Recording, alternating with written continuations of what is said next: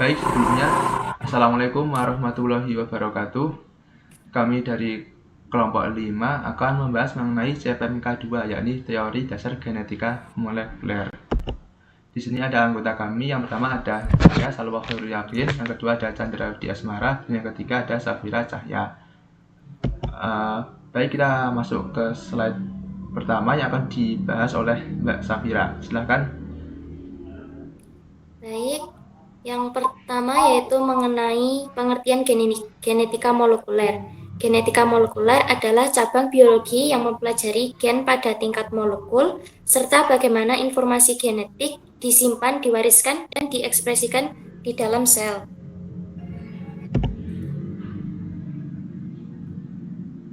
Kemudian, ada cakupan genetika molekuler, yaitu yang pertama mempelajari struktur dan fungsi gen, yang kedua mengkaji DNA sebagai materi genetik, ketiga menjelaskan hubungan antara DNA, RNA, dan protein, yang keempat mempelajari mekanisme pewarisan sifat, dan yang terakhir menjadi dasar perkembangan bioteknologi dan rekayasa genetika.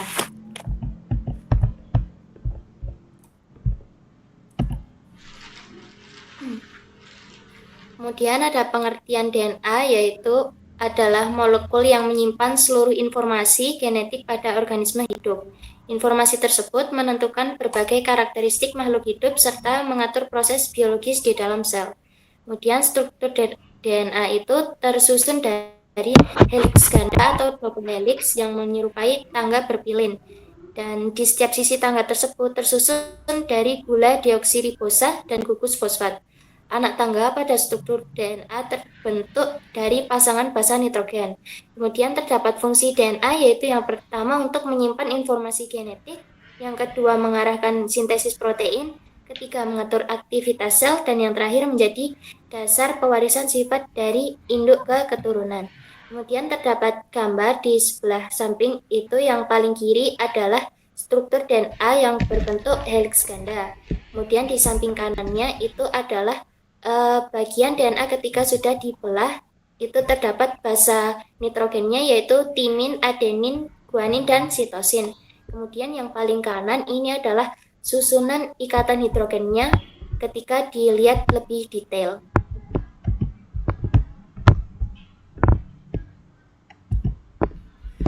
Baik, untuk slide selanjutnya akan dijelaskan oleh saya. Di sini ada replikasi DNA. Replikasi DNA adalah proses penggandaan DNA sehingga setiap sel baru memiliki salinan lengkap informasi genetik. Proses ini sangat penting agar setiap sel anak yang terbentuk dari pembelahan sel tetap membawa informasi genetik yang sama dengan induknya. Tahapannya dimulai dari inisiasi, yaitu pembukaan helix ganda DNA pada titik origin. Dilanjutkan elongasi, di mana enzim DNA polimerase menambahkan nukleotida baru sesuai pasangan basa seperti A dengan T dan G dengan C. Terakhir adalah terminasi, yaitu berhentinya proses setelah seluruh DNA selesai digandakan. Slide selanjutnya yaitu mengenai transkripsi DNA. Transkripsi DNA merupakan proses penyalinan informasi genetik dari DNA menjadi RNA, khususnya mRNA atau messenger RNA. Proses ini terdiri dari 3 tahap. Ada inisiasi. Inisiasi adalah RNA polimerase menempel pada daerah promotor DNA. Selanjutnya ada proses elongasi, di mana RNA polimerase bergerak sepanjang DNA dan menyusun rantai mRNA. Serta proses terakhir adalah terminasi. RNA polimerase berhenti saat mencapai sinyal terminasi dan akan melepaskan mRNA. Kita ke slide selanjutnya, yakni ada slide mengenai translasi. Translasi sendiri adalah proses penerjemahan informasi genetik dari mRNA menjadi urutan asam amino yang membentuk protein.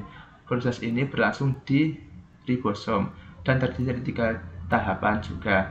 Yang pertama ada inisiasi. Ribosom menempel pada mRNA dan mengenali kodon start atau AUG. Selanjutnya elongasi. tRNA membawa asam amino sesuai kodon mRNA sehingga rantai polipeptida bertambah. Dan terakhir adalah terminasi. Ribosom berhenti saat mencapai kodon stop, lalu protein dilepaskan. Yang selanjutnya adalah mengenai dogma sentral. Dogma sentral merupakan konsep dasar yang menjelaskan alur informasi genetik dalam sel makhluk hidup, dari DNA, mRNA hingga ke protein. DNA adalah materi genetik yang menyimpan semua informasi biologis yang tersusun dari nukleotida A, T, G, dan C. Sedangkan RNA itu dibentuk dari DNA melalui proses transkripsi. RNA yang terbentuk dari proses ini dinamakan mRNA. Selanjutnya ada protein. Protein memiliki fungsi sebagai enzim, hormon, dan komponen struktural sel. Atau protein ini adalah produk terakhir dari dogma sentral tersebut. Kita ke slide selanjutnya yang akan dijelaskan oleh Mas Chandra. Selanjutnya ada mutasi gen. Jadi mutasi merupakan perubahan permanen pada urutan nukleotida DNA yang dapat menyebabkan perubahan pada informasi genetik. Jenis-jenis mutasi gen ada substitusi, yaitu pergantian base nitrogen dan pasangannya pada gen. Delesi, yaitu penghilangan satu atau lebih base nitrogen nukleotida dari urutan DNA. Lalu insersi, yaitu penambahan satu atau lebih pasangan nukleotida ke dalam urutan DNA. Selanjutnya,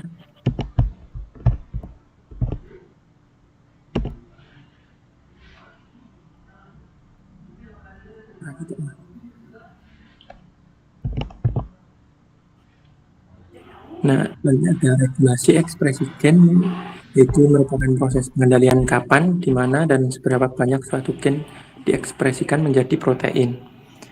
Adapun faktor ekspresi gen yang pertama ada hormon, transkripsi, kondisi metabolisme sel, suhu, nutrisi, lingkungan, lalu penyakit. Contohnya itu pada gen produksi susu akan aktif pada kelenjar susu sapi. Lalu di situ ada gambar sentral dogma DNA to RNA to protein. Itu DNA ada proses transkripsi ke RNA, lalu translasi protein. Selanjutnya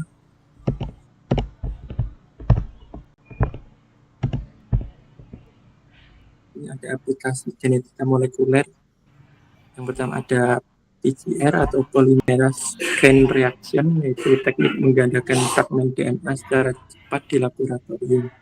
Lalu ada identifikasi gen unggul ternak, yaitu menggunakan teknik molekuler di laboratorium. Lalu ada seleksi berbasis marker, yaitu metode pemilihan yang menggunakan penanda DNA untuk memilih individu dengan gen unggul.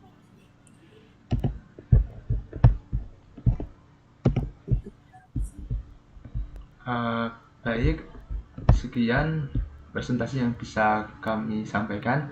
Ada kurang lebihnya kami mohon maaf. Kami akhiri. Wassalamualaikum warahmatullahi wabarakatuh. Terima kasih.